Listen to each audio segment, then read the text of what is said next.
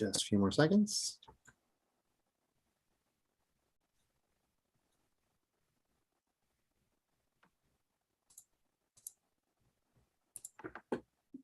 All right, we're live. Take it away.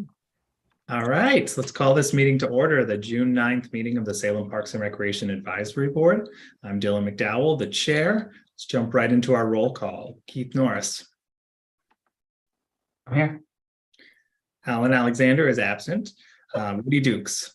Present. Dave Friedenmaker. Here. Rick Hartwig. Here. Alan Holland. Here. And Joan Lloyd. Here. Wonderful. Well, thank you all for being here. Happy June, everybody. We got a master plan to talk about today, as well as following up on some communication from our board to council. Excited to hear more about both of those. Let's start with our minute adoption. Does anyone have any adjustments or edits to the minutes from the last meeting?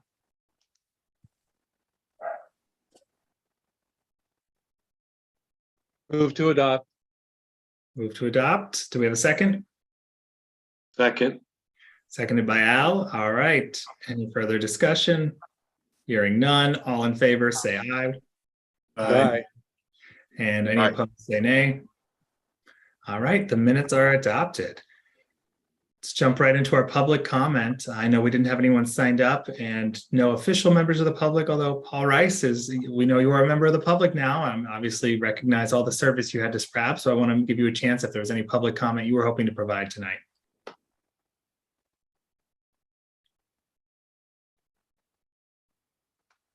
Oh, I'm wondering if he is not able to unmute himself because he's not a co-host. Let's see, let me do the ask to unmute to make sure, give Paul a chance. And you're unmuted, Paul. Is there, did you have public comment or were you just joining to listen tonight?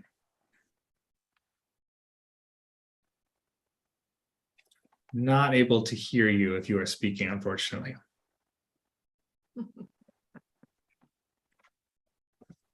All right, well, we will move on. Paul, if you do have comments, please email Tony or myself and we can try and get you back in the queue here if it's due to technical difficulties. So otherwise, I appreciate having you here tonight. And for those of you that have not met Paul before, Paul was a longtime board member of SPRAB and I'm excited to have him. He's also a fellow West Salemer, so excited to have Paul here tonight. All right, well, let's go into any other public comments. Sorry, I just want to look around one more time. No, I don't see anyone else joined. So as I mentioned tonight, we're going to hear about the Bayley Ridge Master Plan.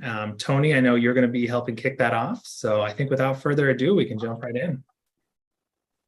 All right. We'll get that uploaded here in just a moment.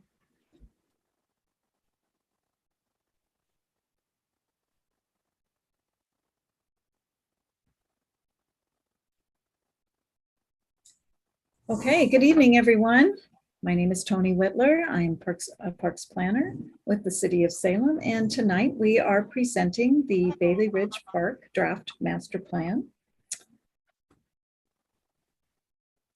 I apologize for any outside noise you might hear. If you could please go to the next slide. Thank you. Our project team, myself, Tony Whitler. I'm project manager for the master planning effort, along with Patricia Farrell, our now retired Parks and Natural Resources Planning Manager, who oversaw this project for the majority of the planning effort. And with us this evening are Cameron McCarthy, Landscape Architecture and Planning Consultants. We have Colin MacArthur, a Principal Planner, and hopefully he can raise his hand if you can see him. And Liz Oval, Landscape Architect and Project Manager, and Victor Garcia, Designer. So our agenda this evening will focus on the park planning process and the timeline. We'll talk about the existing conditions present at the park and also look at opportunities and constraints to development at the site. We will talk about the public engagement process and feedback received, the conceptual designs that led to the draft park master plan, and then we'll have a question and answer period. We'll be asking the board tonight to endorse the plan and make a recommendation to City Council to approve the draft park master plan as a master plan. at their July 25th meeting. We changed that date, moved it out from what was indicated in your staff report. It was June 27th, but we're needing just a little bit more time just to refine the report so we can give council a good solid package. So we moved that out to the end of July 25th. And this is our project timeline for the public engagement process. So that started with the first open house on January 26th. And we'll go into detail about these here in just a moment. March 16th, second open house, on to April 27th, our third and final open house or workshop, as we call them. I took, at the third open house was when we had the preferred concept that became the draft park master plan that I took to the Southwest Association of Neighbors, or SWAN, on May 3rd and presented that to them. And now we are bringing it to the board tonight on June 9th. And then with your approval, it will go forward to City Council on July 25th.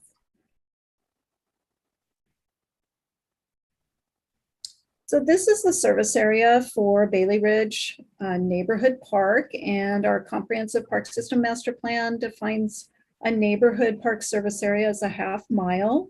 This is not quite a half mile, only because it's bounded. The red line is the UGB. The yellow line defines the park. The shaded purple area is the service area. And it's actually extended a little bit to the north past the city limit line, which is in black and gold, just to capture that little bit of neighborhood that abuts the Elahi Country Club and Golf Course to the north there. To the east is Minnow Brown Island Park. And then to the north, northwest, and to the south is all rural area. And then, of course, River Road runs along the south and actually defines that UGB there.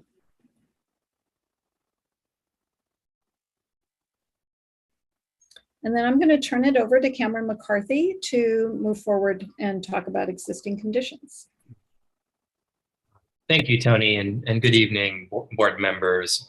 My name is Colin MacArthur.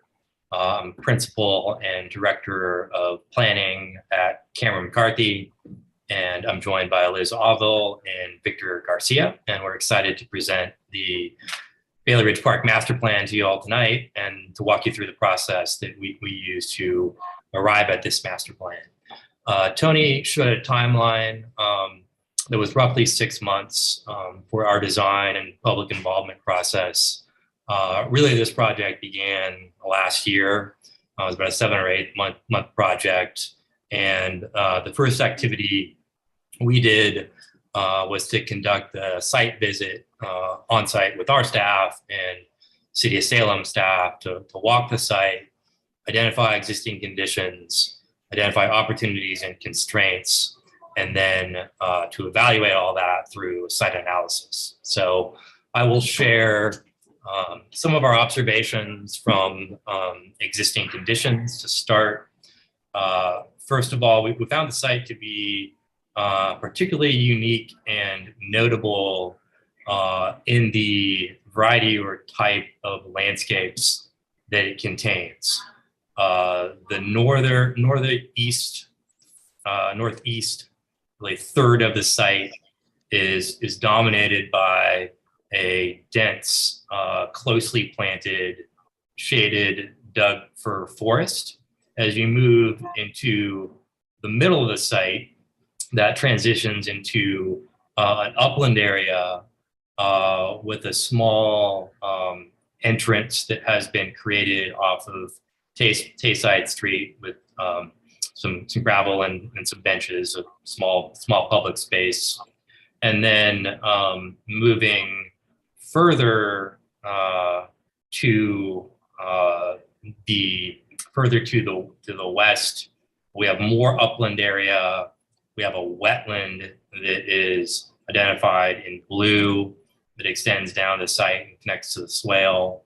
And then we have a Scotch pine woodland to the southwest that is not in particularly good health, but does contain a different variety of trees than we found on the other side of the site. And then in the middle of the site, we of course have Chambers swale that bisects the site, and that is characterized by some erosion, some down-cutting, incising, and some invasive species were found along the swale, as well as a few in the wetland area. Along the swale, there are some notable features. There's several really high quality white oak specimens, and then there are several fruit trees that have been planted over time that are within this this upland area. So using this as a basis, we then moved on to identifying opportunities and constraints. And to do this, we divided the site up into 6 areas: Doug fir forest, which is dense again and is on a slope that is somewhat limiting. We have an entrance area. It's visible from Tayside Street. It's open. It's relatively flat.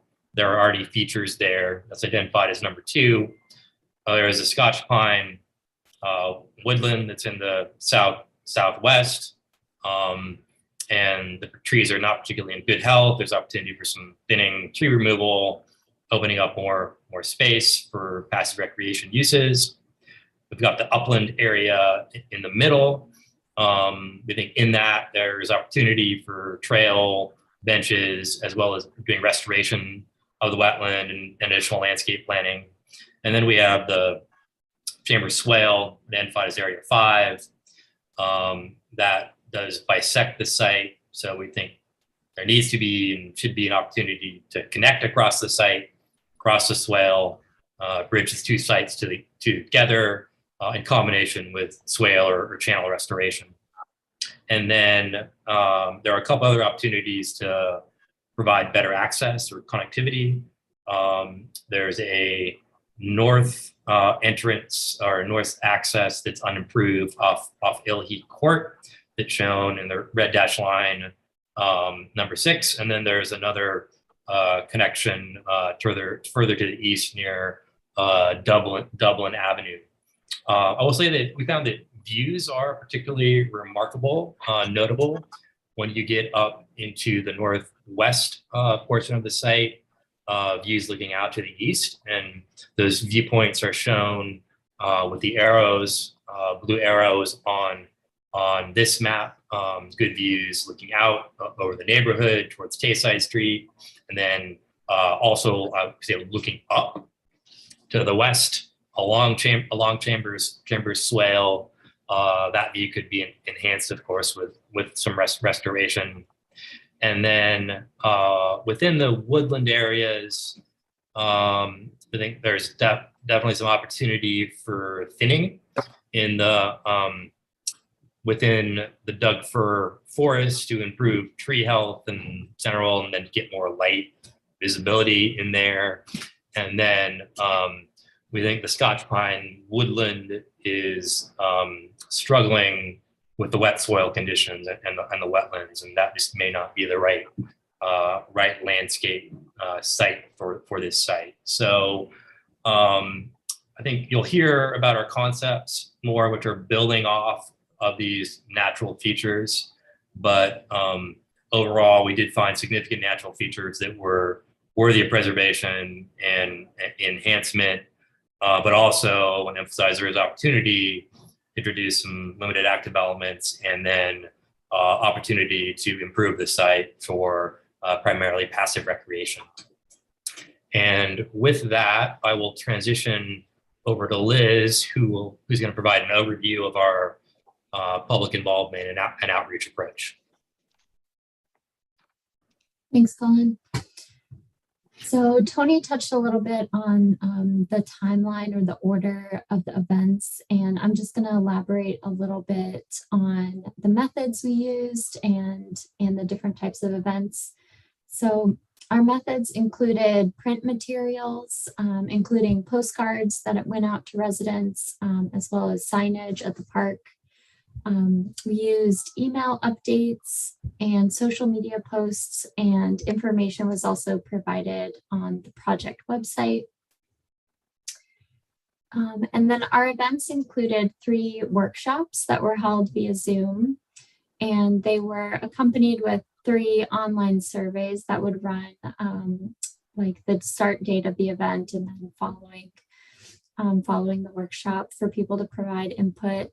There were also Q&A discussions at each workshop, and we had an opportunity to gather feedback during those.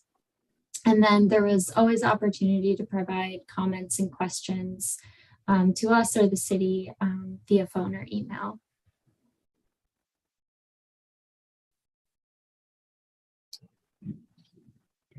And then let's see, Colin, do you want to go over the first meeting? Thanks. Sure. Thank you, Liz. So I'll provide a quick overview of each workshop and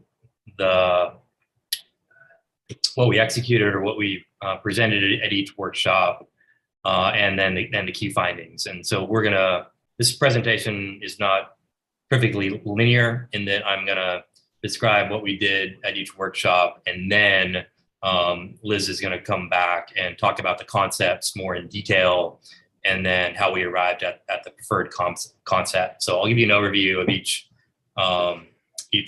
each workshop. So the first virtual open house was held on January 26th of this year. We had 22 attendees, and the primary focus of that workshop was to review our findings from site analysis, opportunities and constraints, to talk about typical improvements and amenities that are standard or optional for City of Salem parks, and then take question and answers and input on desired amenities. And we followed up workshop 1, or in conjunction with workshop 1, we conducted a survey. That survey asked residents what they like about the park, concerns, what improvements interest them. We found that most of the participants were from the neighborhood, do visit the park often, and the appreciation for the natural character, existing landscape, which I mentioned following up the existing condition and site analysis.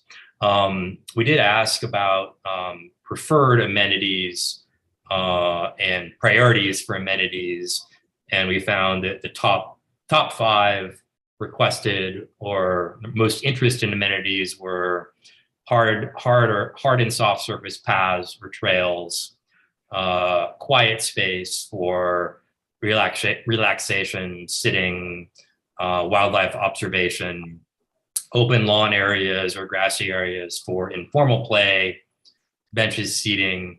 And then there was strong interest in children's play, and it's particularly nature play, more specialized type of playground. And we'll talk more about that in the concepts. Moving on to, these were the survey results that I just ran through that focus on more of our passive amenities rising to the top of the list. I think we can go to Open House 2. Open House 2 was conducted on March 16. We had 14 attendees for that virtual workshop. We shared out the findings from the first workshop and the survey. And then we reviewed or presented 3 design concepts, and Liz is going to share those with you after I get through this overview. We followed up, or in conjunction with that, we did another online survey.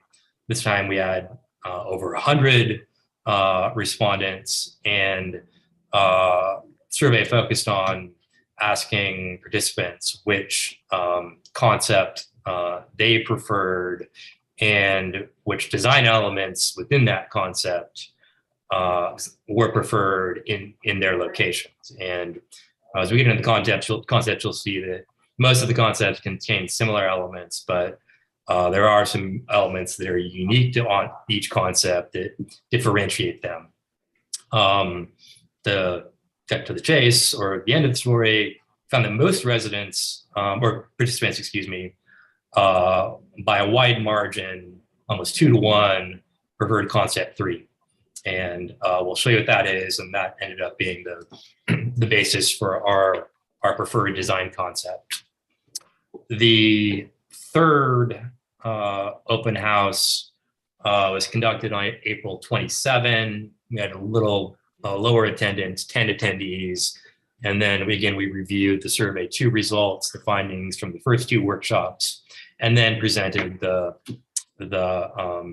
preferred concept. And within that concept, we asked participants through a survey that received 80 respondents to prioritize their top improvements to implement within the park. And we found that paths, and particularly accessible paths, were the top priority. Habitat restoration along Chambers Swale was also a priority. Thinning or improving the health of Douglas fir forest, constructing a crossing over Chambers Swale, get from one side or the other in conjunction with restoration. And then an element that was in all the concepts in different forms, which Liz will talk about, was a half court or small basketball court with a pickleball court. And we did find that ended up being a priority improvement for the project. And then overall, back to the theme, residents or participants, excuse me, I keep saying resident, participants expressed wanted to find a balance between preserving natural character of the site, natural features, habitat, while also improving the site for neighborhood passive recreation use and the introduction of active elements that particularly cater to families, children, playgrounds, basketball court. Well, actually, basketball court, pickleball court that caters to all ages. So, introduction of active elements while respecting the natural quality and character of the site. And this is a lead in to one more process step. I'll transition to Tony, and that is where we presented the preferred concept to the Swan Neighbor Association, and Tony will provide a quick summary of that.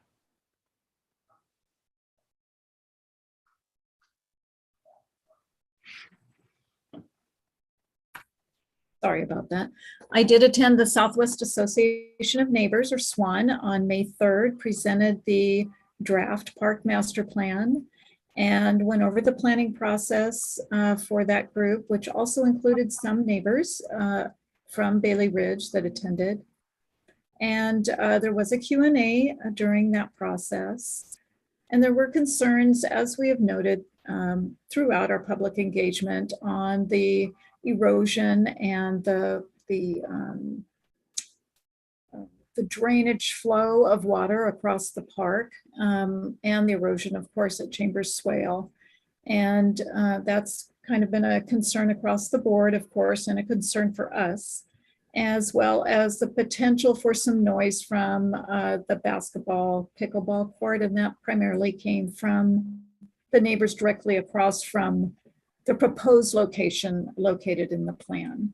And so those were kind of that was the general focus from the neighbors as far as input at the neighborhood association. The neighborhood association did endorse the plan, but they did ask that we were to be sure to inform the neighbors of this meeting and the council meeting coming up and the public process, which was done. And I did send out an email through our MailChimp listserv that we use, and also using Nextdoor to alert the neighbors of this process forthcoming. And then, of course, had it on the Bayley Ridge Park webpage. So I do want to note that that request was met in that manner, same manner that we've alerted them to all of our other public processes. And I will turn that back over to, I think it's Liz or Colin. Yeah.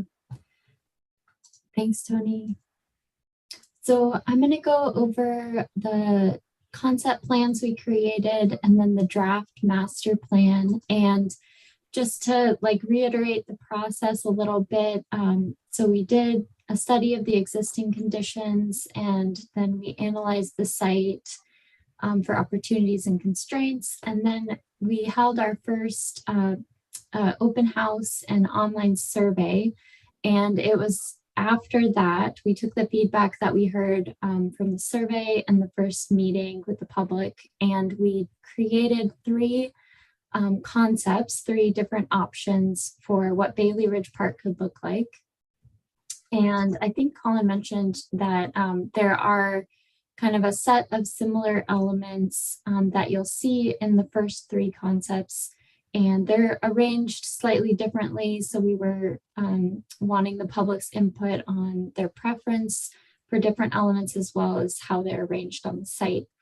And some of those elements you'll see throughout the different concepts are accessible paths, and we've shown a selection of crushed rock paths, concrete, and bark mulch.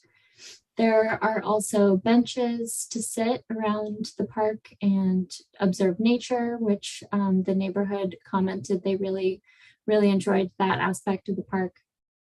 We've also included picnic shelters near the Douglas Fir Forest and the playground in this first concept. And in all three concepts, we're proposing that we remove invasive species along the swale and the wetland and restore some of that habitat and that vegetation that's not there currently. We also included swale crossings or crossings across Chambers Swale in every concept, and you'll see that the placement of them is different in each one. The concept one crossing is at the furthest north property line on the site. We've also included a boardwalk over the wetland that you can see kind of more centrally located in the middle of the wetland. Every concept has street trees, and we're also proposing that we manage the Douglas Fir Forest to improve the tree health, but also add light and visibility to that part of the park. And then every concept would have accessible park entrances and signage as well. And for each concept, I'll talk about what is unique to that concept too. And in concept one, the major unique element is we're showing a traditional playground. So this would be a playground that you see like more historically, like a play structure. And let's see, and we've located that one really close to Tayside Street for accessibility and just really ease of access. And in concept two, you'll see really similar elements, like I mentioned, but just different configurations. We're still showing paths with all of those three different material types, benches. There's a picnic shelter that's situated in this concept near the playground in the forest, the Douglas Fir Forest. We're still proposing to remove invasive species in this concept, as well as habitat restoration. The crossing in this concept is a little bit further south across Chambers Swale, and it's situated a little bit more in between some of those really prominent oak trees that Colin mentioned.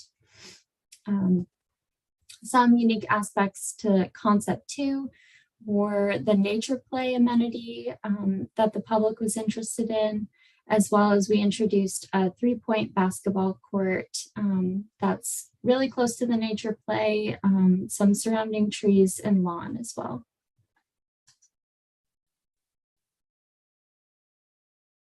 And then our third concept had paths, seating, the restoration that I previously mentioned.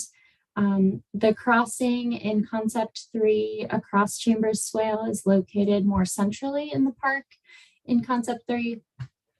And then some unique features about concept 3, we included both traditional and nature play areas for this concept.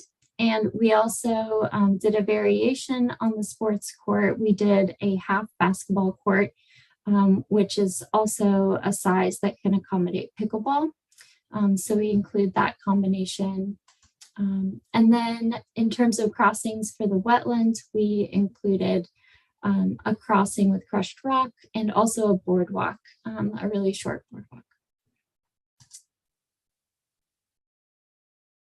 And I'll talk about, so our first three concepts, we showed the public those three concepts in the second online survey and the second open house.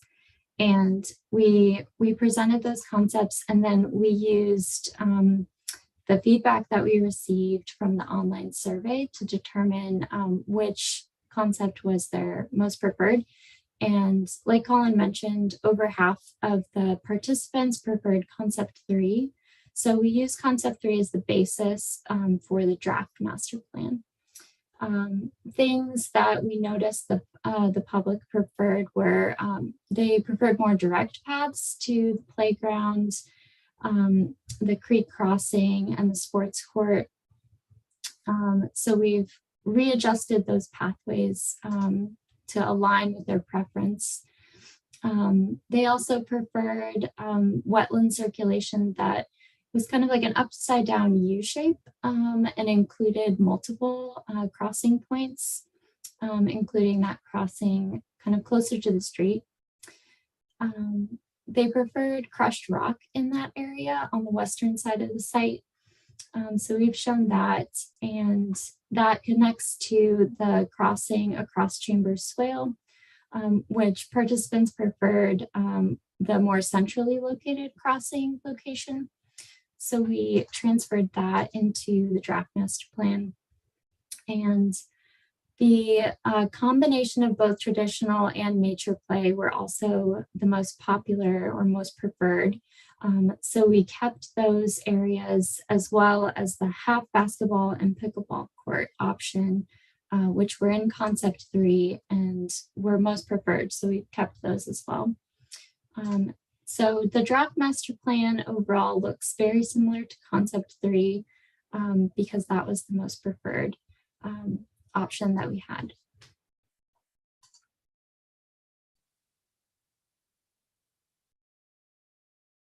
And now we can open it up, I think, for questions and discussion, unless Tony or Colin, you have anything to add? Just that we're open for questions from the board, and ask that we're asking the board to endorse the plan and then forward a recommendation to City Council to approve the plan as a motion. Maybe we could move out of the presentation for questions. Actually, Tony.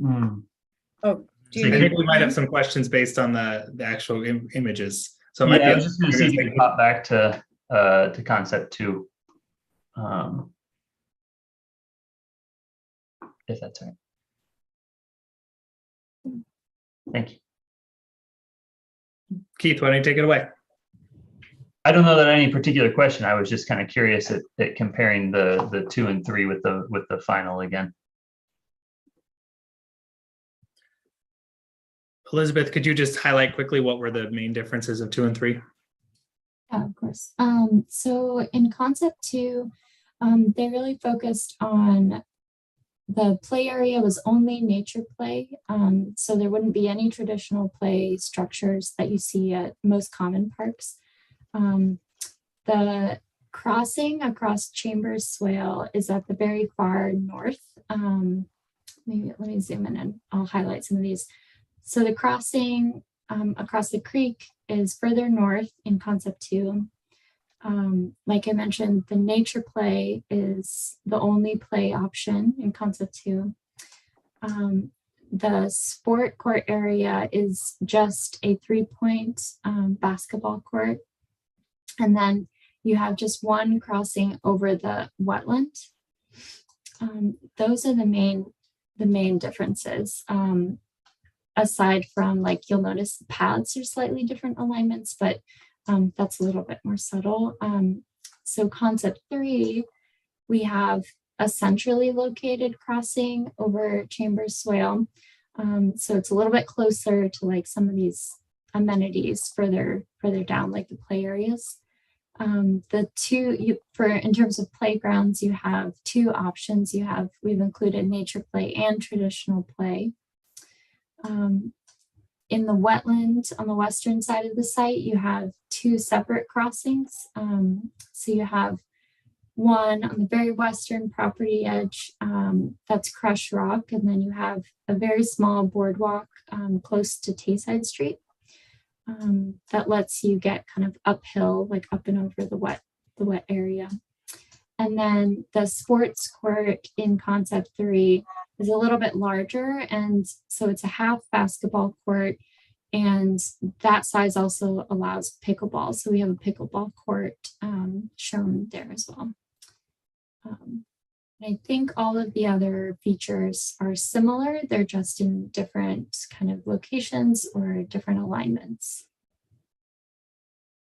Thank you. Yeah, of course. So one of the questions I have, and one of the things I see there is those concepts all have picnic tables labeled. And I was curious, it doesn't look like the picnic tables are specifically in the draft master plan.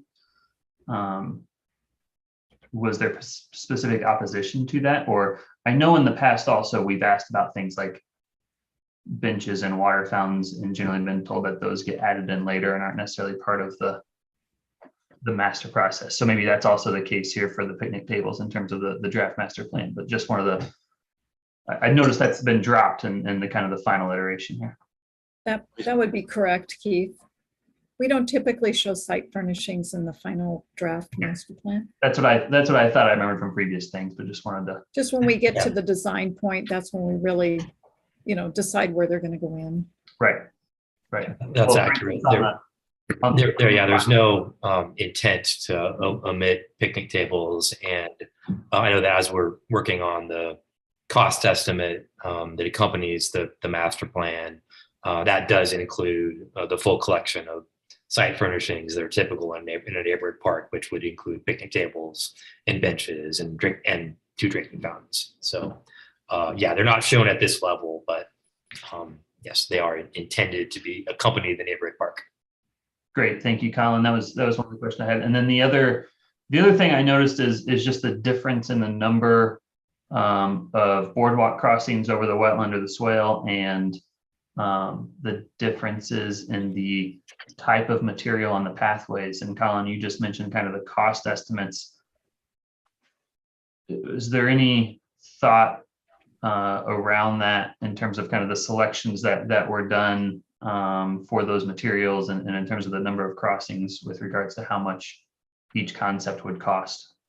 Yeah, absolutely. We're very conscious of the cost of the elements that add up to this concept. And you highlighted some features, particularly boardwalks, that are more expensive than other path materials. And crushed rock probably engineered wood fiber is the least expensive, and then crushed rock, concrete, asphalt concrete, and then up to a boardwalk, and then we have a bridge crossing too. That's probably at the higher end of the spectrum. But yeah, this concept, and again, this is a master plan. This is a wetland area, and it's going to be likely jurisdictional or regulated by the state. And if we place more than 50 cubic yards in it, then that'll trigger a permitting process. So we think, at least our recommendation would be to explore crushed rock on the west side, where there's less water and more upland, as long as it doesn't disturb the wetland and habitat too significantly. And then where the wetland is more inundated and we need a more durable crossing, we're proposing a limited section of boardwalk. But again, this is a master plan. It's designed to establish funding parameters for the project. And as they get into the design next phase, it's typical for us to look at material substitution or material change to bring down cost. So, but I can tell you that, yeah, cost is a consideration in the selection of materials we've used. Great, thanks, Colin. And you just answered my next question in terms of the wetland and whether or not that was going to run into permitting issues with the state. So thank you. Yeah, we think so. I mean, unless we avoid it entirely, and it's hard to avoid it entirely because it bisects the site. But we do think that there's opportunity for restoration and enhancement, and that some minimal impacts could be combined with enhancement, particularly along the chamber swale, and we could end up with a very strong restoration project that is allowed to impact some minimal wetland features in return for delivering on that restoration. So we think there's opportunity for on-site mitigation is what I'm trying to say. Is there year-round standing water there? I'd say, yeah, It's Tony, an go ahead. intermittent stream. Intermittent stream, Tony, is that what you're saying? It is. Okay. Al, I think you had your hand up. I think the question or interest concern was addressed, but I'll repeat it just because I'm not sure if you want to elaborate. It looks on my assessment that about 25% of the canopy of the Douglas fir forest would be removed in the opening up as is described. And that's probably a good idea. I'm not going to have problems with that, but I'm interested in the Scotch pine woodland at the other end. That sounds like it was an ornamental tree that was planted and went wild. I don't think Scotch pine's native. So I'm wondering what's the percentage of cut expected in that area of woodland, and what species would be replaced so that our tree canopy is not diminished. There you go. So yeah, I'll address. I think you're generally accurate about the Doug fir forest. We are proposing 25-30% thinning to open up access and open up views and improve the overall health. It's very, very dense and very dark, and there's no understory when you get in there. The Scotch pine, I think your general characterization is accurate. Is struggling. They are used to more of an upland habitat and not a wet habitat, not having the roots wet almost year round. And so we don't think any of that is going to survive, and are planning for the eventual replacement. Doesn't mean we have to take all the trees out now, but we know that Salem has been taking out trees to Salem that are declining or dead or not in good health, and we expect that that to continue, and that area like needing to be replaced.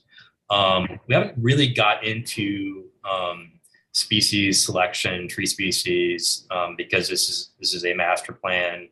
I'll ask Liz, have we done any like rough plant palettes? I'm just not sure if we've gotten to that point yet where we're addressing plant selection. So I'll ask Liz to provide a little bit of help with that. Yeah, we didn't pick out plant species and identify specific locations. So we don't have like a planting plan information.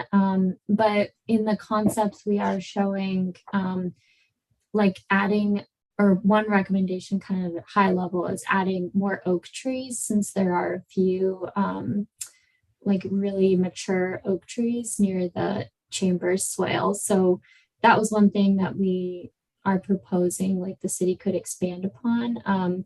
But at the same time, that may not be appropriate in the wetland area specifically.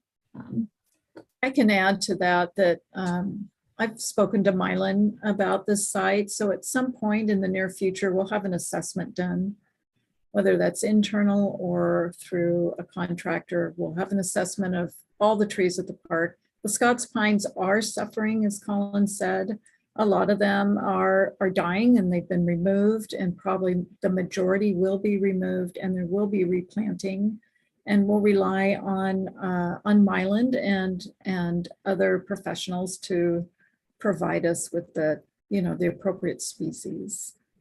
I also want to note, as it says in the staff report, that we are in the midst of, we have another consultant working on a holistic assessment of the site regarding the erosion that's taking place and the drainage runoff, and looking at that. So we're waiting on the results of that and recommendations on moving forward ahead of any park development, so we can address those issues first, the drainage and the erosion, and then that restoration that follows that.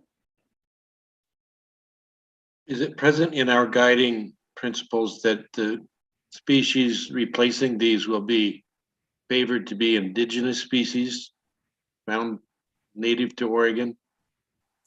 They should be native plants, whatever can tolerate the condition at the time. Well, that's kind of what I'm getting to. There are plants that could tolerate the conditions that are not native. And I'm wondering if we have guidelines that are reinforce that principle, that we're not trying to propagate diversity, we're trying to preserve nature in our parks. We'll look to native first. Yeah. Mhm. Where is that written? I don't think it's written. That's just typical that we would look to our native species first. Wow. Yeah. Tony, is there a list like with street trees where there's an index, and I know that's updated frequently? Is there a list like that of trees selected for parks as well, or is that only for street trees that you have that long index? Just the street trees at this time that I'm aware of, unless Mylan is here, unless he can add to that. But Yeah, I'm here. maybe he I is- mean, I can tell you that we have street trees that we want to continue to update the list of trees that tolerate, urban conditions and habitats near the streets where they're going to get a lot of pollution and not be in good soils and those types of things. And we could definitely in the future come up with recommendations for parks, whether it be for naturalized areas. We're going to treat a park like Riverfront Park a lot different than we're going to treat a park like Minto Brown. So, if we're gonna have natural areas and areas that we want to promote, more natural wildlife habitat and have groupings of oaks or native trees, I would say we could come up with different recommendations for trees, and we do that, like Tony said already, the best that we can. We know trees will do well. A lot of the times it depends very specifically on soil types, and you just can't replicate nature in a park and think that a tree is going to do well, that does well in a forest, and just plant that, and it's going to grow. It's not. So we plant trees that are going to do well, and do our best to put native trees in when we can. Al, I think two things I would add to that from what Mylan shared in the past that might be of interest. One is, Mylan, at one point of a meeting, you made a point that when we look at where we purchase native trees as a difference. So if we're going to purchase a certain type of tree, trying to buy it from Northern California versus Washington, where it's kind of growing with the temperature of 1 or 2 degrees warmer to account for the future climate, but then it's still a tree that's native to this area. I think you mentioned that within the last year, and that really stood out to me. So Al, wanted to pass that along as kind of a city strategy that I know Mylan's employing. And then another thing that stood out to me in the last year on this point that you have is with the Bush Park cultural landscape plan, there was some talk about the future of the area and kind of how climate conditions will change and planning for that and kind of the ecosystem change. So I know that city staff are looking at that, but I agree with you that there could be some interesting things to put that into our goals. And especially as we think about the climate action plan for the city, building that into our native planting and making that part of the goals, but also trying to match that with where we think the climate will go in this area. My thinking. Thank you. Yeah, all good points, Alan, and we do some like ponderosa pine.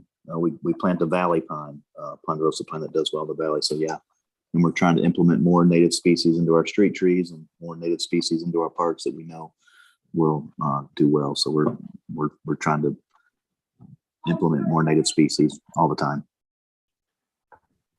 I don't want to be critical of this, but I want the point made that this is something that we're doing, and it's kind of like we accept this as natural and this is the way it should be.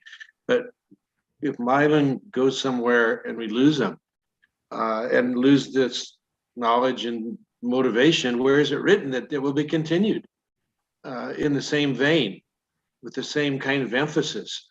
That's what I want us to keep in mind down the road when the opportunity presents. Thank you.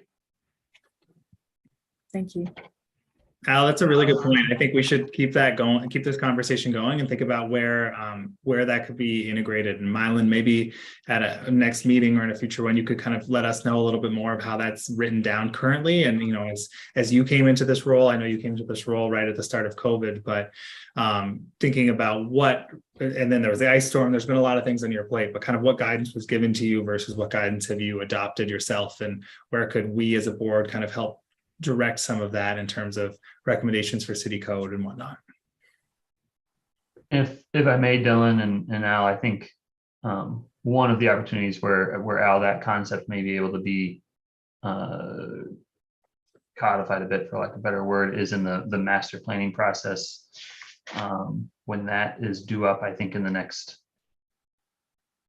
what is it, Tony, year and a half, when that's kind of maybe going to kick off, depending a little bit on where the Salem planning ends up. But sometime in the next couple of years, I know that the city is planning on rehashing that. That's what I'm flipping through the master plan policies now to see if there's any indication that sort of preference for native when deemed viable is in there. And I don't see that it is, but I think that's kind of where it would be appropriate to have that general guideline written down for our parks anyway. I look forward to it. Thank you. Woody, I saw your hand was up, and I know you have a lot of familiarity with code as well. Well, and when you consider put trees in parks, you want to consider soil type, soil structure, drainage, and available moisture. But you want to look at, if you can, to plant larger trees in parks, because they really are. We shouldn't be putting large trees on the street because of utilities and wires and all the other stuff. So we should be thinking about bigger trees in our parks. But my other comment was asking about, are there any topographical changes where I'm assuming where those oak trees are, there in that northern end? The topography from the north slopes about 30 or more feet from the northwest to the southeast. Yeah, I was just asking if there are any proposed changes in the topography. Yeah, I can address that. And sort of, again, this is master plan level. We've not gotten to grading design. Tony mentions that the topography does slope about 30 feet from one side to the other. That slope is relatively uniform, but our approach would be to design around the critical root zones of those oak trees, given our best attempt to preserve them. And so, yeah, this is one of the, I think, advantages of this concept, is that the crossing is in the middle, it's further away. We still are promoting channel restoration, creek restoration, that would likely involve some splaying, opening the banks so they're not so incised, and bank stabilization. But we very much want to preserve those oak trees, and that will be part of our recommendation in the master plan, is to take steps during the design process to preserve those significant trees. Okay, thank you. A follow-up question on that. And Tony or Rob, correct me if I'm wrong, but I thought oftentimes grading adjustments were included in master plans. I remember a conversation around that with Battle Creek in particular. And I guess the reason I ask is it seems like that would have a pretty substantial impact on the cost of the project. And so as we're thinking about making sure areas are flat for ball courts and things like that. So I guess, has that level of detail been included to make sure that sites are suitable with current grading for the amenities that are listed? Grading is included in Yeah. the high, it's a higher level plan, but yeah, generally grading is, it's a proposed cost estimate, of course, but yes, that is taken into consideration. So yeah, what I was referencing is that we've not developed a detailed grading plan that would typically accompany a set of construction documents, but we have run area calculations for all of this and have a pretty good handle on soil movement, cut and fill, quantities, removal needed to construct each feature, and all of that grading work is included in the cost estimate. Understood. Thank you. Yeah. Yeah, Woody. I just have one other comment about the pine trees, the Scots pine and two needle pines. There's a lot of them there around. They're dying and they're being infested with a clearwing moth. Usually, you can see an indicator of that is you'll see patches of pitch on the outside where they've bored into the trees. So they're slowly being removed throughout the park system that I've seen. So, and it's eventually they're not as desirable trees.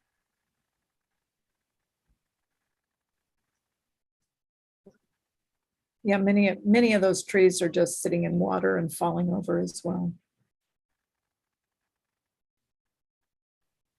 One question I had, especially when we're talking about plants, was letter H is the plant bed. And I was just curious, and apologies if you already listed this, but what is the plan for that in terms of plant bed and what type of plants are you thinking? Generally speaking. Liz, do you want to take that one and just describe what we mean by plant bed?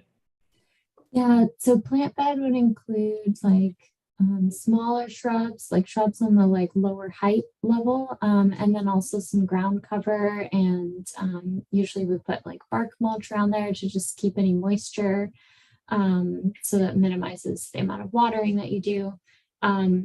But at this stage, I don't have any specific plant species names to share, but that's kind of generally like the forms that you would see, if that helps.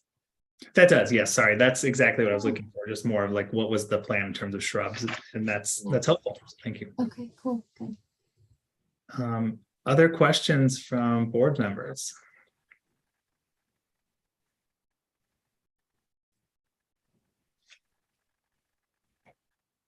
Not I'll go ahead and make a motion if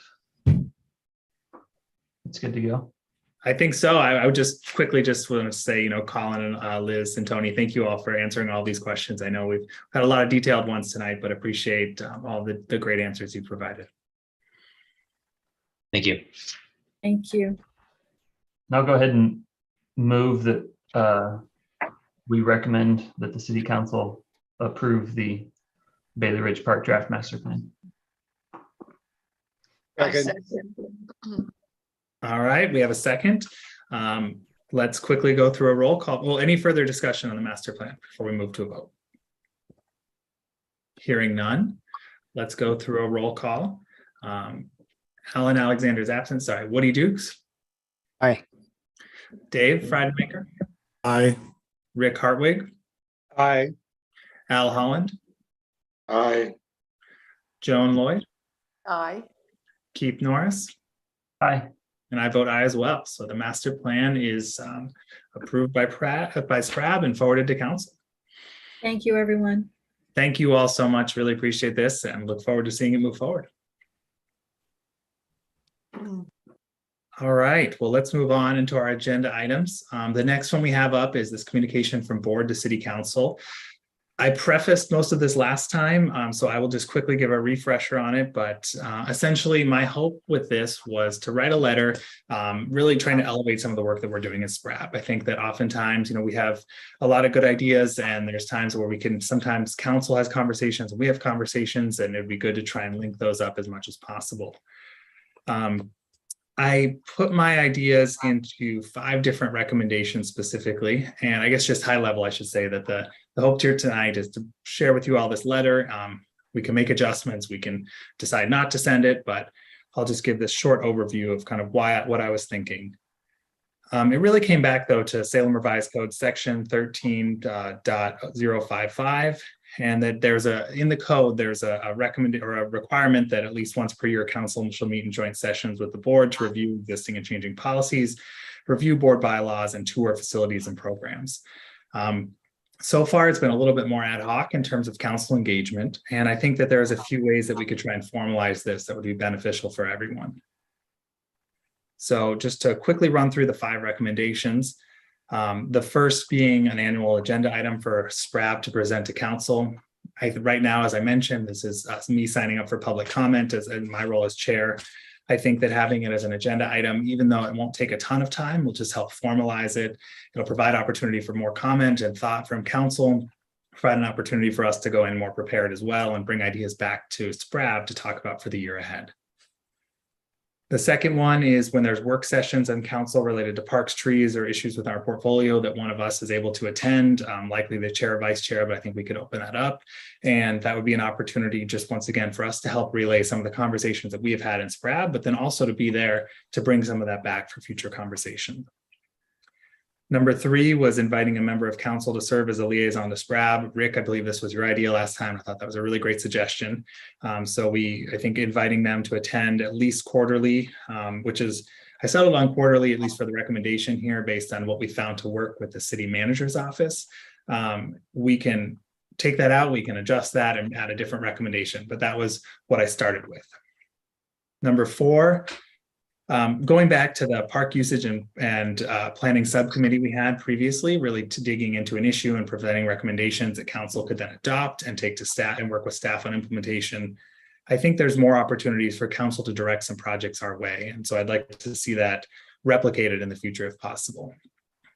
And then number 5, I'm really thinking kind of like we're talking now with native trees. We have the climate action plan that has been adopted, and there's an active council subcommittee looking at the climate action plan. And I think the more that SPRAB can be part of that would be great. For those that don't know, I participated as the SPRAB representative on the climate action plan process.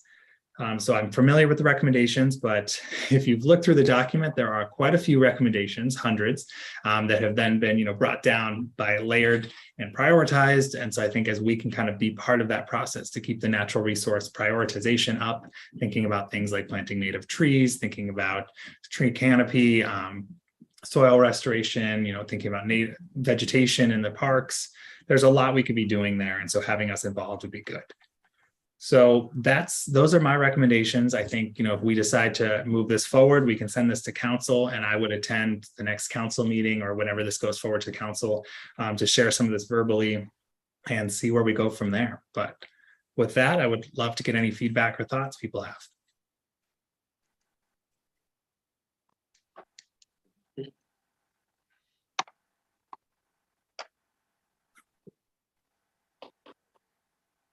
Dylan, I think it's a good letter, and I think it's a good correspondence in terms of emphasizing our desire as a board to be more engaged with the council and fulfilling our role. In particular, I like number 1 and number 4. I think the fact that we have to participate in council discussions as and other city comment periods as a other member of the public is undercuts the whole idea of advisory boards to the city council. And so I think that one is a good recommendation. Number 4, like you said, the developing specific recommendations on areas where council has identified that they need a deeper look and assistance on policies related to parks makes a lot of sense. So I like the letter. I like all 5 recommendations, and happy to support it going forward. Thank you, Keith. Appreciate that. Al, did you have a comment? I find this very interesting and in a little ways perplexing. I agree with it wholeheartedly. I think it's a slam dunk natural, a good thing to do. Promoting communication and cooperation between city and its tentacles, its arms, I think is good. But I'm a newbie here, and I don't want to overstep, so I don't know how to handle this exactly. But what I see is this being something that I can identify with good, and yet I remember in a statement or a position that was done early on this year relevant to a change in planning process such that this Parks Board was going to be, and it might be an adopting property, I don't remember it was, to be a park or altering something. It was somehow that we had been involved in projects in the past, and I got the sense that the revision that was being proposed in some policies change for the city council had to do with expediting and the process in such a way that public ability to thwart development and siting of housing was going to be mitigated early on in the process rather than protracted at numerous places. So I saw that as a way to reduce public objection to development. And that went through without a whole lot of objection, I thought, here, to my surprise. But what you're proposing is somewhat different to that, and I think that that's good.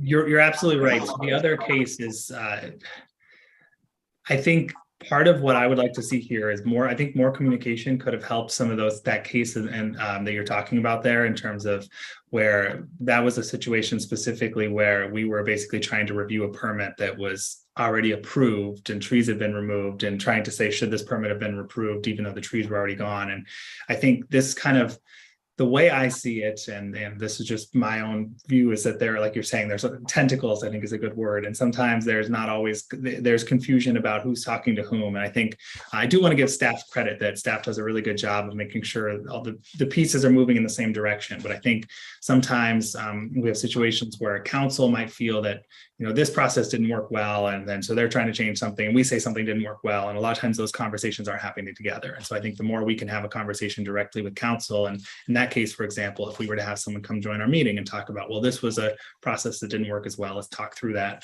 It's a good opportunity for us as an advisory board to share that feedback, and for council and their decision-making abilities to be taking that into account, versus just through, you know, conversations we might have one-off with our counselors or through the occasional letter. But I agree with you on that case too. I think that's something where, just in general, the more we as an advisory board can be part of these processes, and I think the first step is making sure that we're, you know, on the agenda and that they're coming here as well.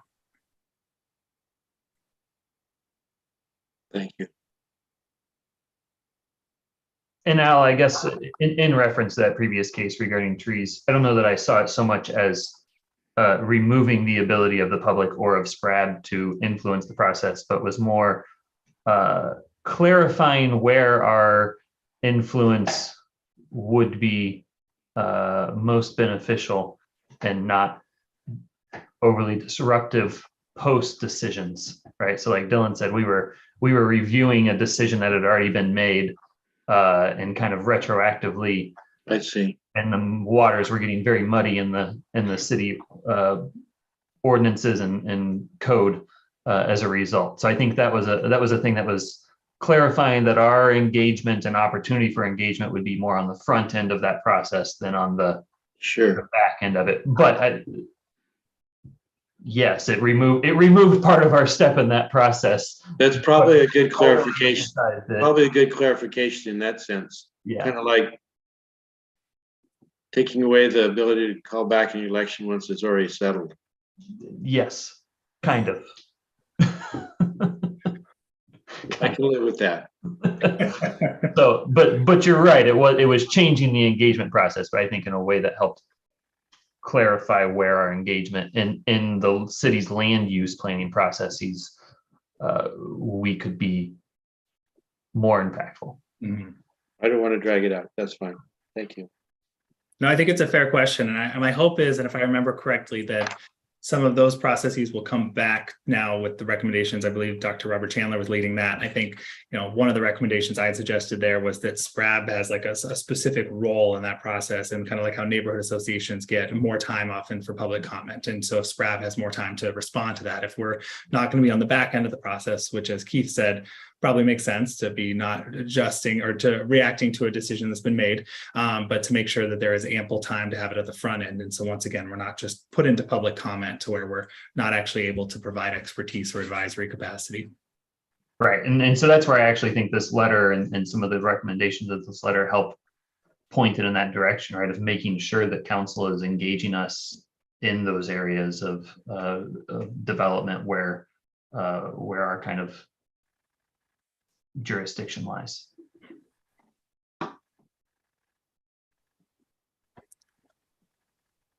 Any other feedback? Any typos that I may have missed? Anything along those lines?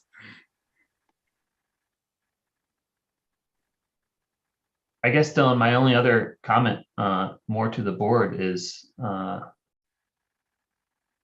this is great, and I think this is good, but also it's something that we as a board are going to have to make sure that we hold up our end of the bargain on, right? If we ask to be involved on things, you got to be ready to be involved on things and to fulfill our role in that, which I think we're capable of doing. But that's in some ways we're asking for more work, which I think is good and doable, but just making sure that's clear.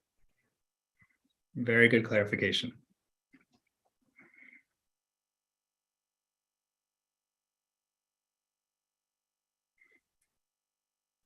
Well, if folks feel comfortable with the letter and with the reality that this may mean more work on occasional projects or things that come up, I would welcome a motion to approve or to, I guess, adopt and submit the letter to council. So moved. Okay. Second. Seconded. Any further comment?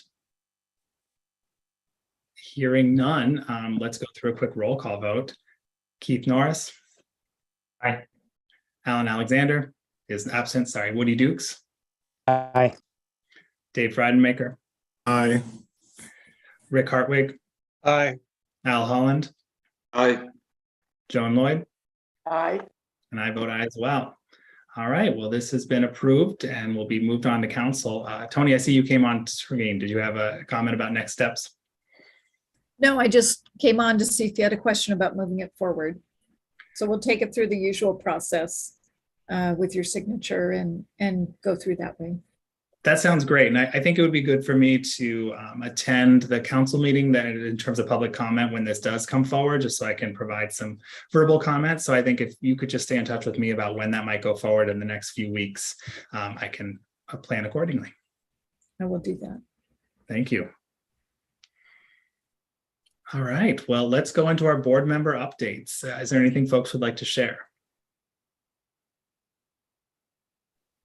I think last time I had shared that the public library strategic planning process was scheduling dates. Those dates have been scheduled. And so that my engagement in that process is going to kick off at the end of this month. We've got a virtual meeting on June 29th and then a strategic clarity retreat on July 6th. That will actually be an in-person meeting.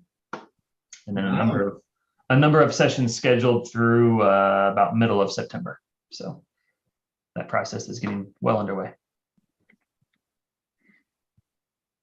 Thank you, Keith. Any other board member updates? And I'll just say that, this can be committees or master plans you're on. I also know Rick and Al, you've both been touring a lot of parks. So I think this is also an appropriate place if there's something that, you wanted to share that you saw at a park or that you feel relevant to the board that you want to share. Always open to hear some of those as well. Well. Yeah, Joan. Well, I'm sitting here seething right now because, I was listening to what was going on, but thinking about what other parks have or might possibly gain. And we have, I can't remember now, Eagles View Park that is only 3.5 acres and might have a shelter or some kind of structure. We have only 2 parks in Northeast neighborhood, and neither one of them has a shelter or community gardens I see here. They're older parks. How can we get these things? I mean, a shelter costs a lot of money, and I don't know that SPIF would do that, maybe in 2 or 3 applications. I don't know. So that's my comment. I'm sorry. That's helpful, Joan. And I mean, I think that that's exactly, as we all come from a lot of different parts of the city, it's helpful to be pointing out where there might be a need for more amenities. You were not able to join us last meeting, is that correct, on the CIP presentation? Right, I'm sorry. Okay. I missed No, that. I just want to make sure I Although have the right meetings. I know Tony sent out the CIP presentation from Tammy Stars, and there's some really good information in there in terms of submitting project ideas and thinking about how projects can be built in. They usually do attach to a master plan process. So this might be a case of Rob or Tony kind of matching up the master plans that relate to the parks that Joan's talking about to see if there are structures that are built into those that could be then added to a CIP recommendation. But Rob, I see you're on if you have any further input to add. Yeah, thank you. I'll just add that, one of the challenges the city has is funding. And so we have a funding stream for called system development charges, and they're to develop parks to serve new development in the city. So when we're talking about our older parks in more of the center part, it's a bigger challenge. Those are not typically the intent for that funding stream. So it's just a matter of funding. If we have that, we can get it done. So something like the bond that's being discussed is a great opportunity. And that's why the projects in the bond package are largely focused on some of our older parks and making improvements to them. yeah, I'm just wondering if things can't be changed. That's all. I'll just say that it's all about the funding stream. So the park system development charges they're a mechanism the city has that's there are requirements for how the city uses those funds. It's part of state statute. And so I think the city gets creative as much as we can, but I think there's some certain limits to that. Okay, thank you. What I hear, and I want to emphasize this before we let it go, that we've got a section of town that's underserved in the parks, and partly in growing food, community gardens. Exactly, that's another thing, yes. And we've got a need that's pretty apparent here. And yet we don't have a developed funding stream to address that. The place that we go to get resources to develop a community garden and some of the standard amenities in our parks of today that are not in some of the older ones doesn't exist. What I think the lady is talking about is there's this case, but the case is a result of a lack of planning, a lack of initiative, a lack of provision for maintenance and operation and upkeep of the existing parks we've got. If we don't have a mechanism for doing that, we're digging a grave. We're eroding our infrastructure. And if we don't have a funding stream, I think then we're being called upon to be creative and think about how can we create a funding stream, or how do we divert funds? What is this not a priority that should be addressed? That's all I'm saying. I don't have any answers, but I think we need to think about it. Thank you. Thank you, Joan. Joan, can I ask this around to which 2 parks you're referring to? What parks am I referring to? Yeah. Oh, well, specifically in Northeast Neighborhood Association. I haven't checked all the neighborhood parks, Right. but it's Englewood Park and McRae.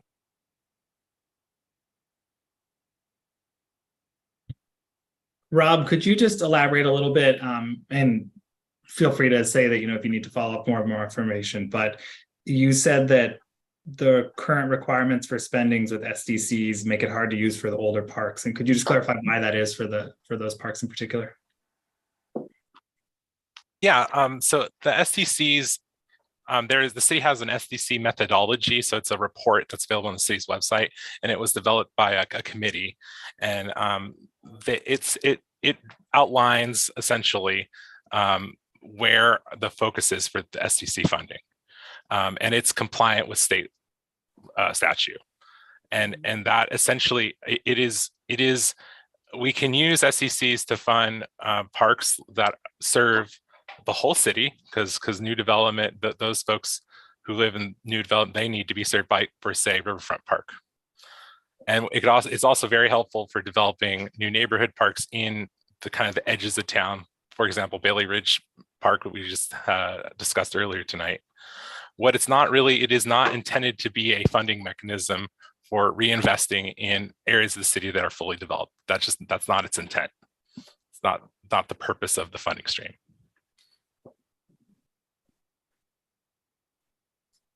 Thank you for clarifying that. I think Al does make a good point. I think that just always thinking about our funding opportunities is good. And I know I had a lot of questions. I haven't had a chance to review the PowerPoint more closely, but this is probably something just to keep coming back to, I guess, as we think about city funding in general, is how can we as Parks Board members be advocating for more stable funding? And then I guess, opening that up, Rob and Tony, and for all of you, is where do you see gaps like this that exist? If you have older parks that maybe don't have a funding stream, are there other areas that you see that just don't have those funding mechanisms available as easily as some of the newer parks? But Joan, yeah. I don't know what the latest census said, but in the earlier census, 2010, that McRae is in a 0 opportunity area. I don't know about Englewood Park, but we're getting back to equity, and here, all these new neighborhoods and, all these wonderful things. And it would just be really nice. So a couple of thoughts on that, Joan, and I think you're right? It's something the city needs to be cognizant of. A couple of qualifications around that, though, as you mentioned, Eagle View. Well, you're right, in the master planning process, it has all of those things. Right. Eagle View doesn't have anything in it. It's got 2 picnic tables and a mulch trail around it, right? So that isn't something that the city has funded or put into those facilities. The other thing,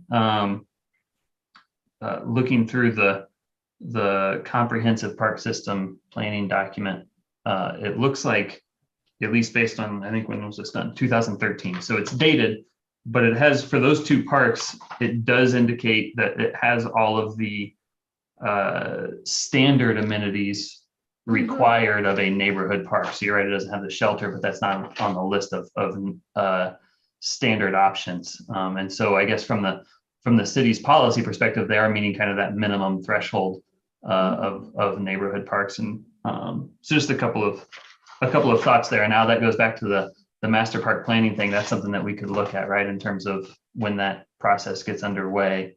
How are we defining the various parks, and what sort of standard amenities are we thinking about, or across the equity lines, what are we thinking about there? So well, thank you. And they're very nice parks. They are wonderful parks and heavily used. So. And I guess one of the questions I have, and sorry if I missed this as I was flipping around the pages, but in terms of the master planning, right, I believe the standard kind of lifetime for those is 20 years. But we did recently do a couple of master plans that were updates for older parks. Are these 2 parks that are due for master plans in the near future, so they can get those sort of things thought about in their future? I don't know. I think Rob probably has that spreadsheet. Yeah. Somewhere. Yes, so both of the parks are neighborhood parks, Right. and they are considered developed. So we could do a master plan update for them, but we both that as a project and also any improvements needs to be funded. So unlike some of the recent ones like Woodmansee Park, where that's a community park, it serves a larger 3-mile service area. We can use SDC funds to make improvements there. We just don't have the same opportunities for these older neighborhood parks. I gotcha. And I think that's the one I was thinking of was with NC was one that I knew we had updated. But since these are developed, they don't need a master plan because the master plan that was developed has been completed on them, is the thought. Okay. I would be careful to say that they don't need a master plan. I would just say there's no funding to do anything, and there's no funding to update the master plan. Okay, great. Well, thank you, Rob. Yeah. Some of the older parks, Keith, don't fall under our most recent, our comprehensive plans, the 99 plan or 2013 plan.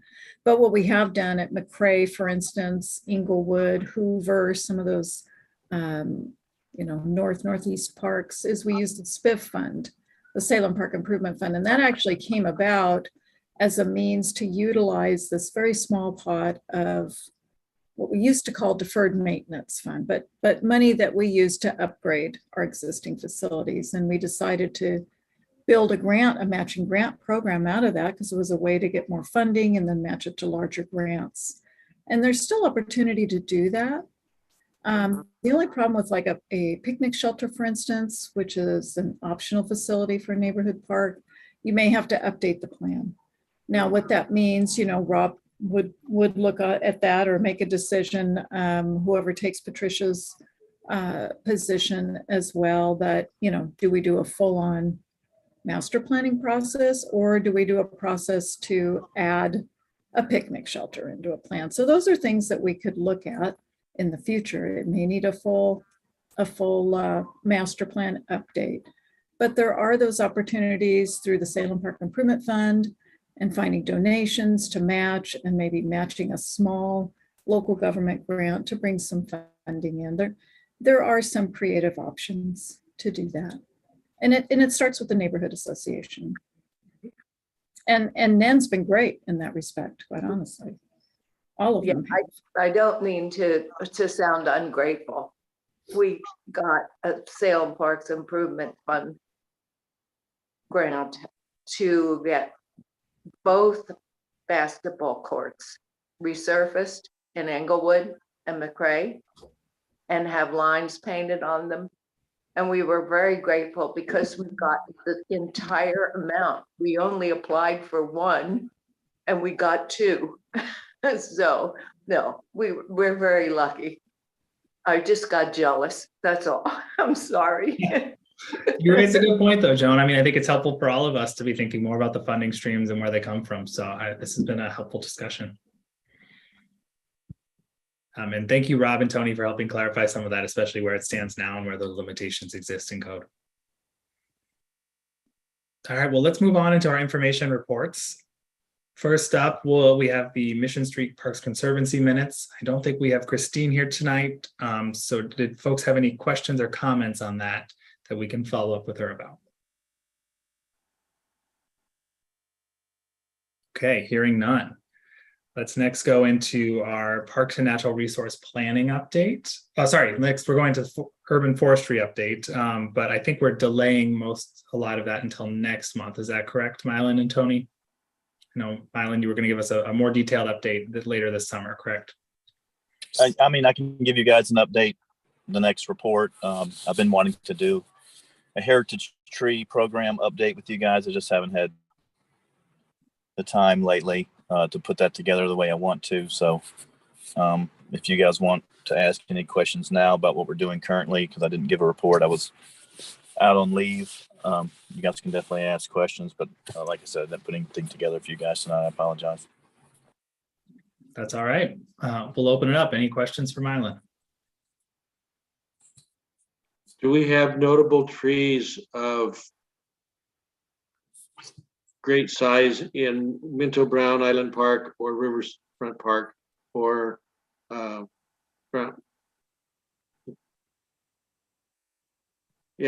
those parks? Trees of, you mean like heritage trees that are designated heritage trees in those parks? Basically, yeah. Not that I'm aware of.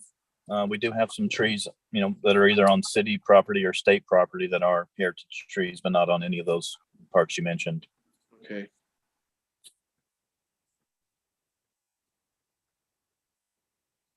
Keith, you look like you're about to ask a question. I felt like Al looked like he was about to follow up with something, so that's why I was hesitating. Okay, I was just Mylan. I was curious how'd your Arbor Day planting go with the junior high crew?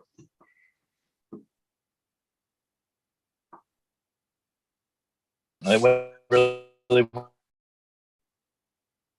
You guys hear me? No, you're cutting out on that one, Island.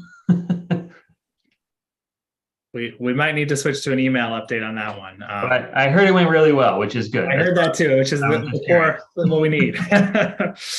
All right, well, we can move on with that, but if folks have other questions for Miles, it looks like he dropped off, and he might rejoin. No, I'm here. I just turned my video off. I don't know if it was me breaking up or Keith, but We can hear you better now. okay. Yeah, the planting went great. Did it with two different two classes, and I think we got 25 trees in the ground. I had a great time. So yeah, went well. Wonderful. Any other questions for Mylan?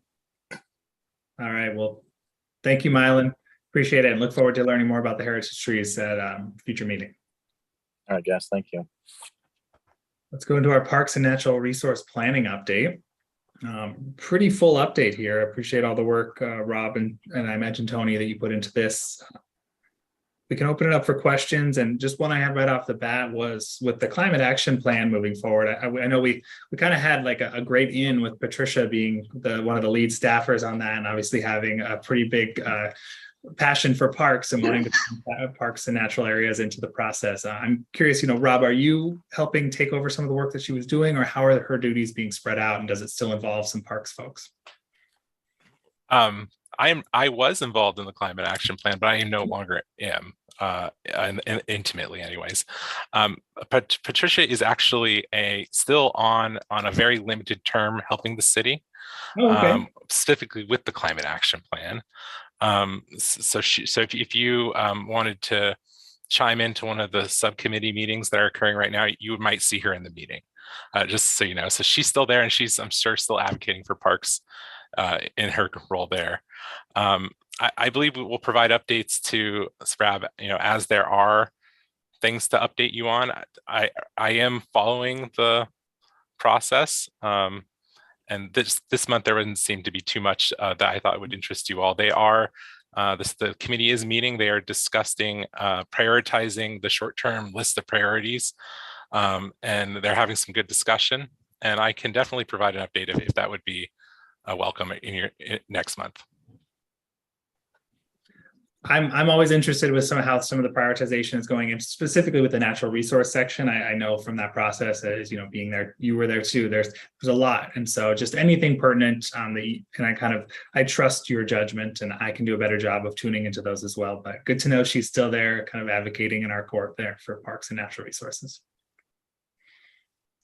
I'll open it up to anyone else that have questions for Rob. All right.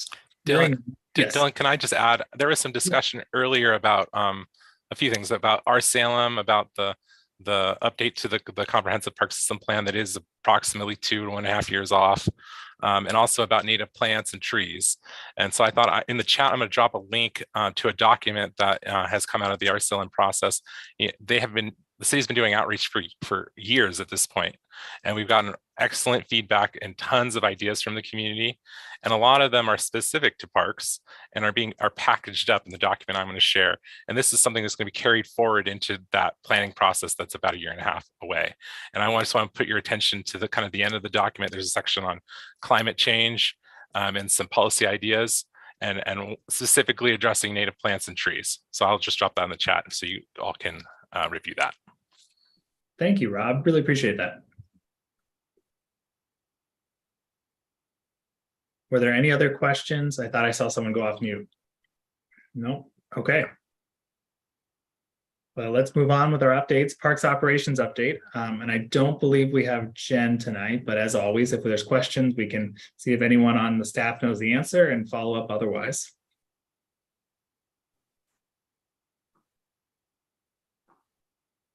Just real quick, Rob, that was the link to this agenda for this meeting. Good catch, Keith. Thank you. Sorry about that. Correct link coming. All right. This looks good. Thank you. Appreciate that. This is much more digestible than I expected. So this is nice. I thought this was going to be one of those 300-page documents. So I'm pleased that it's 7 pages. I had the same thought of, oh, this looks nice. And I know that it takes a lot of work to get things condensed like this. So kudos to you and whoever else worked on this. All right. Any questions on the parks operations update? Hearing none. All right, let's move to our recreation services update. Any questions or thoughts from the board? Hi, Becky. I see you came on. Did you have anything to add as well? No, nothing really to add. Just wanted to see if there were any questions. So I'll just note I was a little sad to see the fireworks decision was made to postpone. I know, but understand. I know there's a lot that goes into that. yeah, we were. That's always a tough decision because it's one of the most popular things that we do every year. So, but I just think in talking with staff, just budgetarily, obviously this was the part of the reason that was coming up now was because we're getting ready to have the budget finalized for July 1 through next year. So we needed to find out even what we were looking at for, options for next year.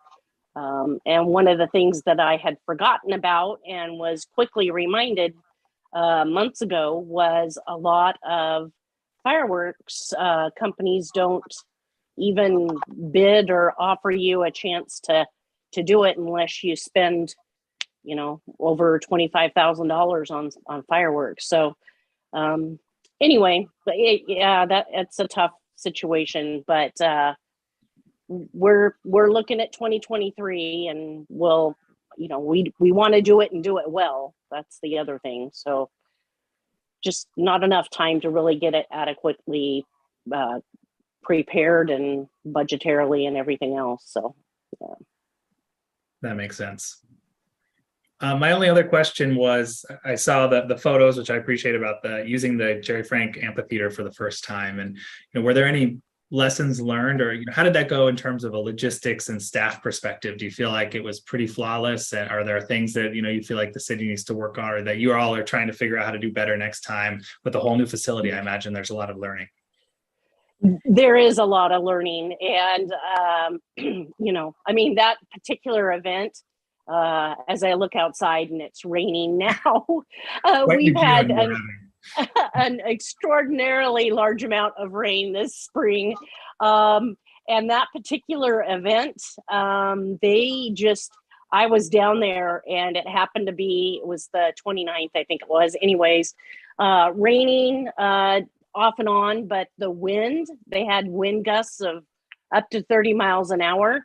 And so one of the things that we're working with right now with park staff, for instance, in the new facility is like the irrigation lines, for instance. In the rest of the park, they're down, 12 to 18 inches. And in the new area, because of it being, they brought in fill and built the park on top there. So those irrigation lines are only down in some cases 8 to 12 inches.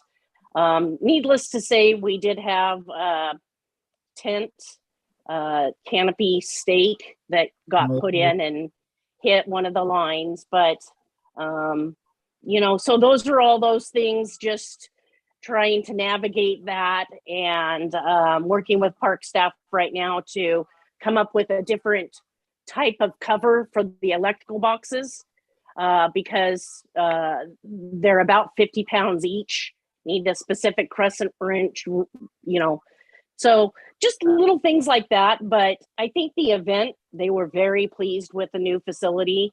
And, all they said to me was, Becky, why did you do this to us with the wind? And I thought, I really wish I had the opportunity to, control that. But anyway, no, I think they had, they had up to 800 people registered. I don't think all 800 participated, but good use. And the facility, we're getting a lot of positive feedback on it. So that's great. Looking forward to the next one. Yeah. Yeah. If the biggest criticism is something you can't control, like the weather, then I think you're doing a great job. Yes, absolutely. So the next, we have some other events, and I put some of those in the list here. You'll see some of those things that are planned down at the park. Obviously, the World Beat Festival is back. That's in a few weeks at the end of the month.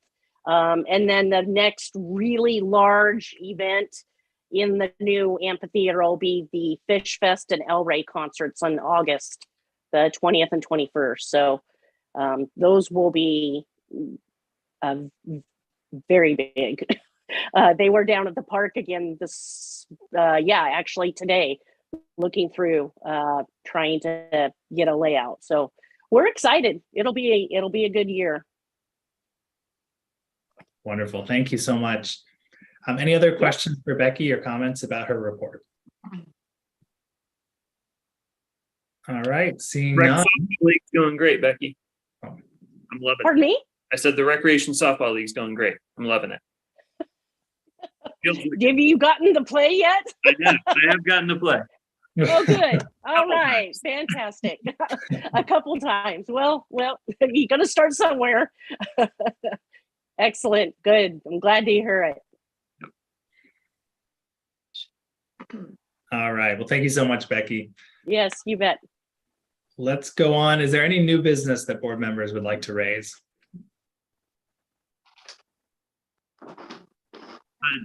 Dylan, you brought up Patricia and her no longer being with the city from retiring.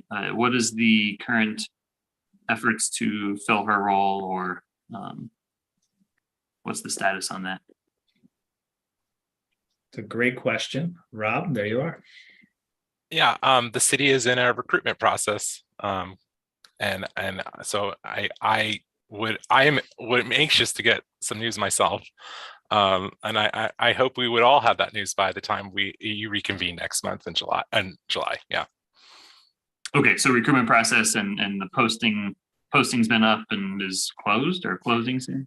That's good. The posting was last month and has closed several weeks ago. And I would expect there to be some news by the time you reconvene in July. Great, thanks, Rob. Mm-hmm. Open for other comments? Is that out? Go ahead. I get an opportunity to ride through Minto Brown Island Park between the Courtney Bridge and the entrance to that park, driving entrance to the park off of River Road about twice a week. And I noticed the maintenance and the upkeep and whatnot. I think our park staff should be complimented for the good work they're doing in keeping up that park and that stretch of trail, which is heavily used by a lot of people. I've noticed that they have been mowing along the edges of the bike paths, pedestrian paths, so that they stayed fully wide. That's good, and it's a safety issue in a lot of ways. Thanks. I've noticed that they have posted signs where the high water has intruded into the bike path, so that and in fact, it's so common in one place, there's a measuring pole that's inserted into the bike path so that you can tell how deep the water is. It gets up to about a foot deep there, sometimes more. And yet there's signs posted to warn you that it's ahead. So, you know, good work is being done. That's basically what I wanted to say.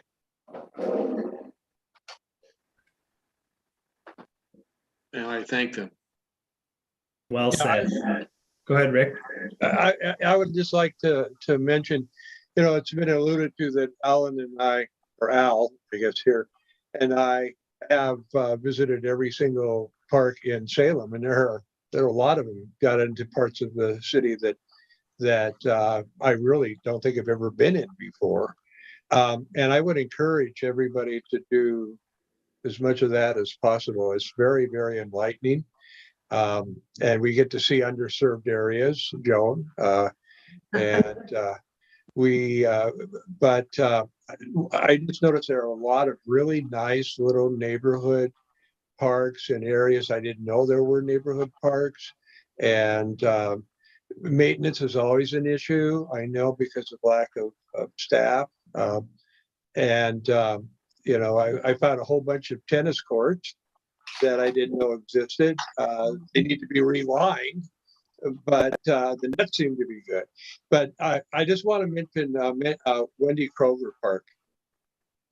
I walk a lot. I walk about, when I'm not either playing tennis or golfing, I walk 2 miles a day, and I walk through Wendy Kroger Park, and they're keeping it up really well. And I did notice one day that there's this big wall in the sports area that gets graffitied occasionally.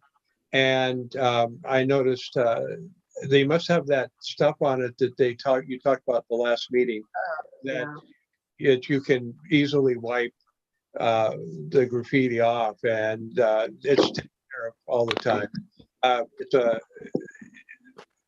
talked to a couple of the staff people there, and they're very, very proud of their work. And it's just, Wendy Kroger Park is just a really, really nice little neighborhood park. I just want to compliment the staff. I wish we had more funding. We need a lot more funding for more staff. And I know that 70% of the work is done with volunteers, but there's a lot of work to do. And but they're doing a great job. The end. I think that's a really good note to end on, unless folks have other new business they'd like to flag. Well, I really appreciate Al and Rick, you sharing some of those anecdotes from your time in the parks. I think that's good for us to do. And the more we all, like you said, can be out there in the parks and bringing some of those comments back, I appreciate you taking the time to do that. And I encourage all of us, including myself, I will try and make a point of that as well in terms of bringing it back here, because like you said, there's a lot of really good work happening from city staff. And I think sometimes we don't always recognize it in these meetings, and it's good for us to do. With that, our next meeting is going to be July 14th. So after the 4th of July holiday, which I hope everyone has a wonderful holiday, and hopefully we have some sunshine by then and not the rain that we are currently experiencing. Tony, is there anything you wanted to add before we adjourn? I see you're No, back. just thank you all again for endorsing the Bayley Ridge Park plan. All right, everyone. Thank you all so much for your time tonight. And as always, being a board member, I hope you have a great evening, and the meeting is adjourned. Thank you. Thank you. Thank you. Summer Good night, starts July everyone. 5th. I'm off to South America.